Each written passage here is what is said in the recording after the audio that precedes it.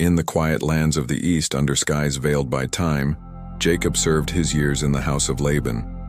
It was here, far from his homeland, that destiny began to take shape, one not born of peace, but of rivalry, longing, and divine promise.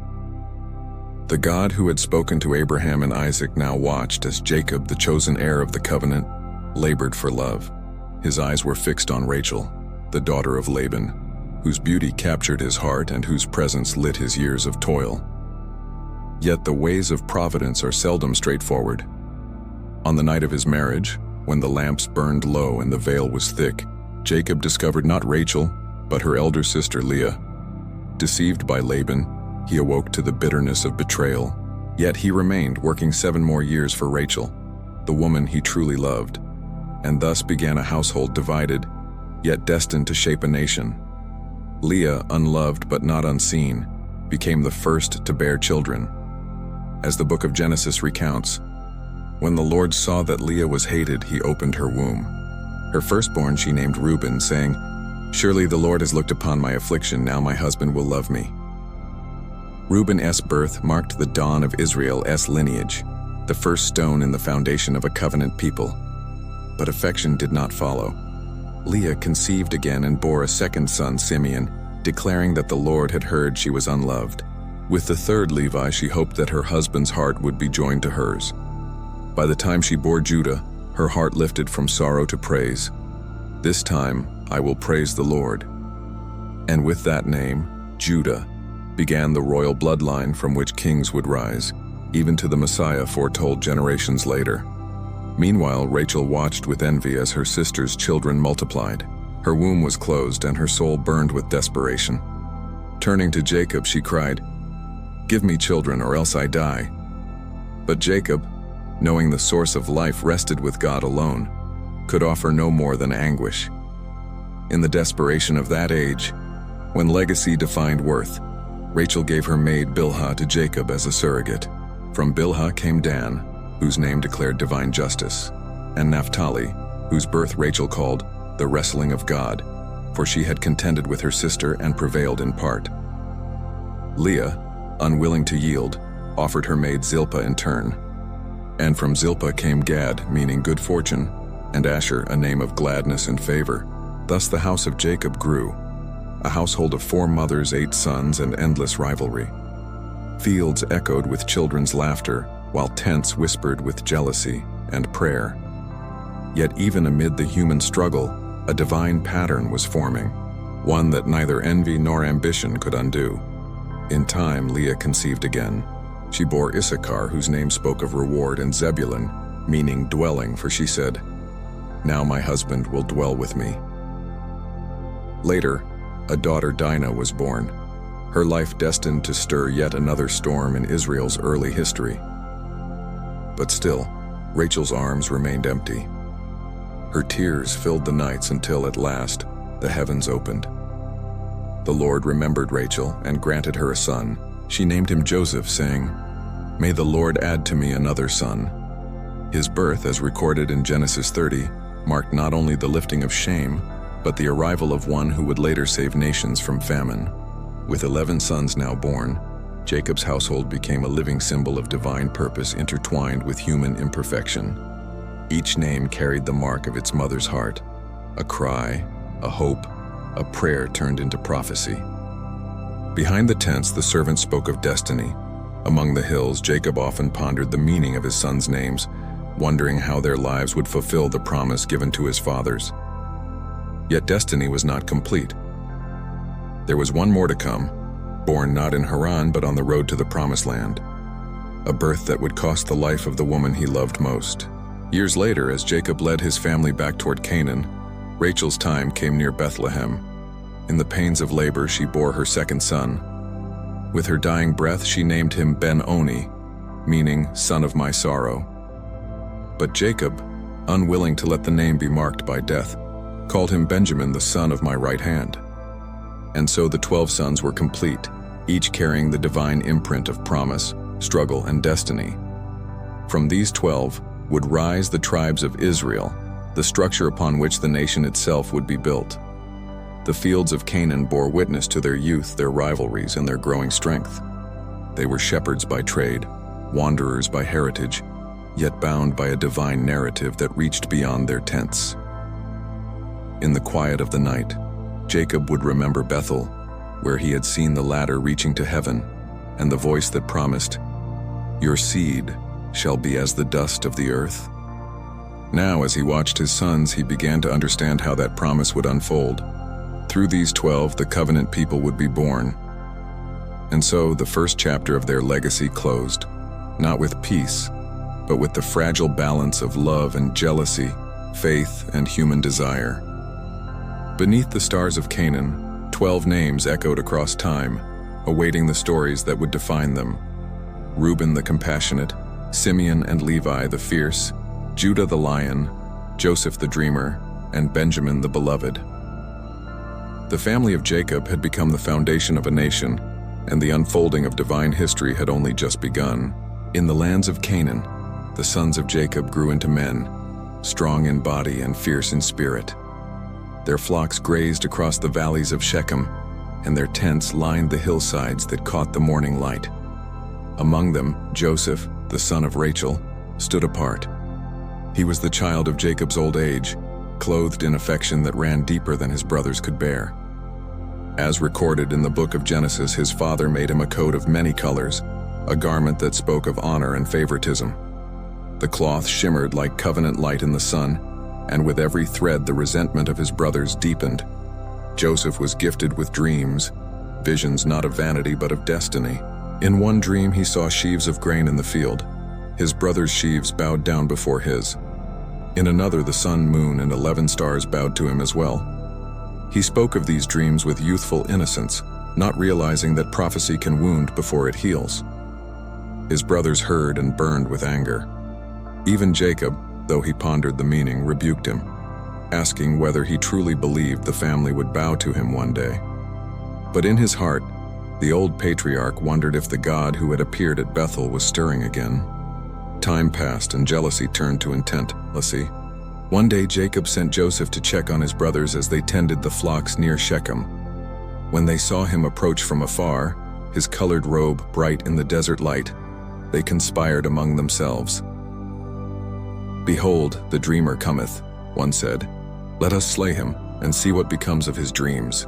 Yet Reuben, the eldest, intervened. He urged them not to shed blood, but to cast him into a pit, intending to rescue him later. So they stripped Joseph of his robe and threw him into an empty cistern. But when Reuben was away, a caravan of Ishmaelite traders appeared, journeying toward Egypt. Judah, pragmatic and calculating, proposed that they sell their brother instead of killing him. "What profit is there if we slay him?" he reasoned. And so, for 20 pieces of silver, Joseph was sold into bondage, the first step in a divine design that none of them yet understood. The brothers dipped Joseph's robe in goat's blood and brought it to Jacob, who recognized it and cried out in anguish, "It is my son's coat. A wild beast has devoured him." He tore his garments and mourned for many days. No comfort could reach him. The pain was too deep, the wound too raw. Meanwhile, Joseph was carried south through the deserts of Sinai, past dunes and rivers, to the fertile land of Egypt, a world of pyramids, priests, and powerful kings. The son once favored by his father now walked among captives, his dreams seemingly broken. But God was with him. Joseph was sold to Potiphar, an officer of Pharaoh and captain of the guard. In Potiphar's house, his diligence and faith distinguished him. As Genesis records, everything Joseph touched prospered, for the Lord was with him. His master placed all things in his hand, and for a time peace returned to his spirit. Yet even in favor, trials pursued him. Potiphar's wife, drawn by his youth and beauty, sought to lure him into sin. But Joseph, remembering the covenant of his fathers, refused. "How can I do this great wickedness and sin against God?" he said. Scorned, she cried out falsely, and Potiphar, enraged, cast Joseph into prison. There, in the shadows of Egypt's dungeons, Joseph's faith was tested once more. Yet again, he found favor. The keeper of the prison entrusted all the prisoners to his care. In those dark halls, Joseph met Pharaoh's butler and baker, each troubled by dreams. With divine insight, Joseph interpreted them. One would be restored, the other executed. And it came to pass just as he said. Before the butler departed, Joseph pleaded, "Remember me when it is well with you." But 2 full years passed, and Joseph was forgotten, until the night Pharaoh himself dreamed. Pharaoh's visions came in doubles: 7 fat cows devoured by 7 lean ones, 7 full ears of corn swallowed by 7 thin. None of Egypt's magicians could interpret them. Then the butler remembered the Hebrew in the prison. Joseph was summoned, shaved, and brought before the throne. He declared humbly, "It is not in me. God shall give Pharaoh an answer of peace." Interpreting the dreams, he warned of 7 years of plenty followed by 7 years of famine. Pharaoh saw the wisdom of God in him and set him second over all Egypt, clothing him in fine linen and giving him the name Zaphanath-Paneah. Thus, the dreamer became ruler, the slave became savior. During the years of plenty, Joseph stored grain in vast quantities, preparing for the famine to come.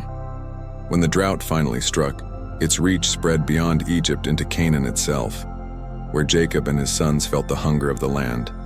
The old man sent his sons to Egypt to buy grain, all but Benjamin, fearing harm might come to his youngest. When they arrived, they bowed before Joseph, just as his dreams had foretold, though they did not know the powerful Egyptian before them was their brother. Joseph recognized them instantly, but he concealed his identity.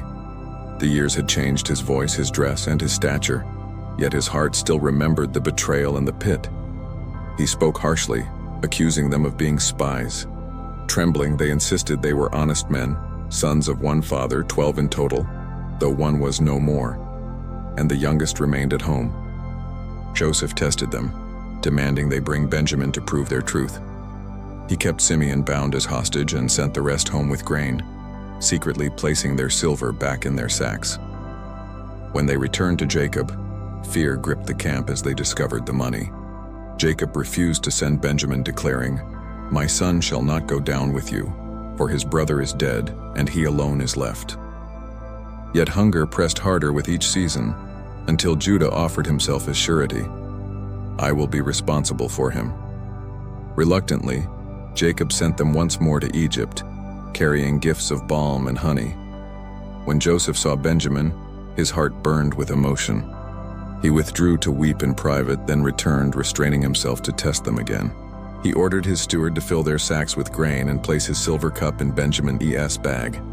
When they departed, the steward pursued them, accusing them of theft. The cup was found with Benjamin, and the brothers tore their garments in despair.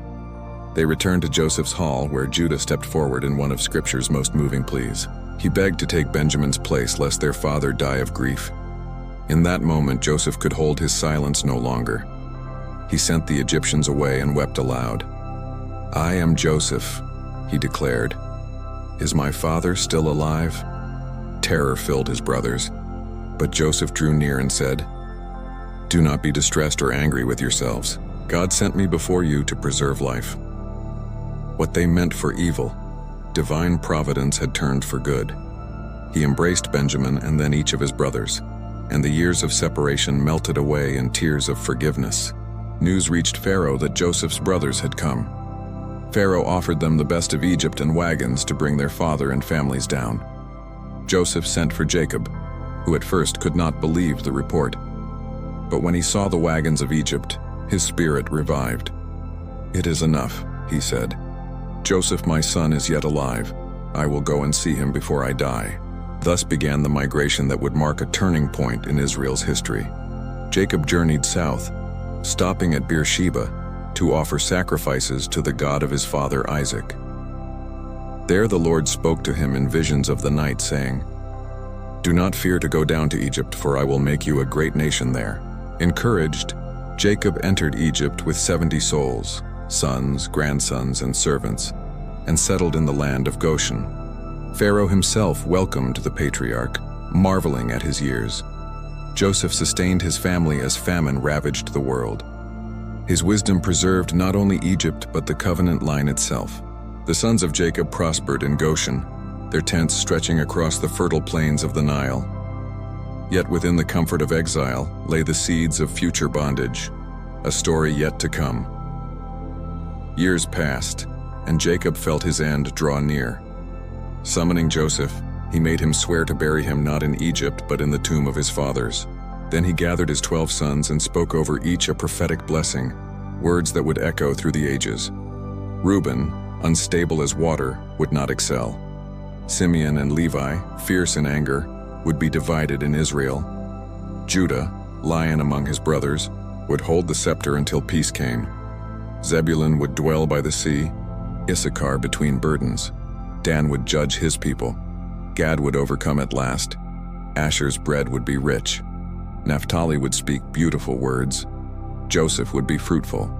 Benjamin would be a ravening wolf. Thus the tribes were named not only by birth but by destiny.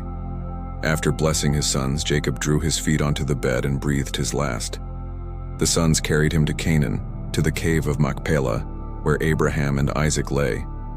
There, amid the hills of promise, they buried their father. When they returned to Egypt, fear once more seized the brothers. "Perhaps Joseph will hate us now that our father is dead," they said. They sent word, pleading for mercy, but Joseph wept and answered, "Fear not. Am I in the place of God? You meant it for evil, but God meant it for good, to bring to pass the saving of many lives." His words closed the wound of generations and sealed the family in unity. Years turned to decades. The sons of Jacob became the fathers of tribes. Reuben's people spread across the plains east of the Jordan, Simeon's within Judah's borders, Levi's scattered among cities of refuge. Judah's line produced kings. Joseph's 2 sons, Ephraim and Manasseh, became great clans. Benjamin's tribe produced warriors and prophets. From 12 brothers grew a nation whose history would stretch across millennia. Joseph lived to see his great-grandchildren. When his death approached, he reminded them of the promise. God will surely visit you and bring you out of this land to the land he swore to Abraham, Isaac, and Jacob.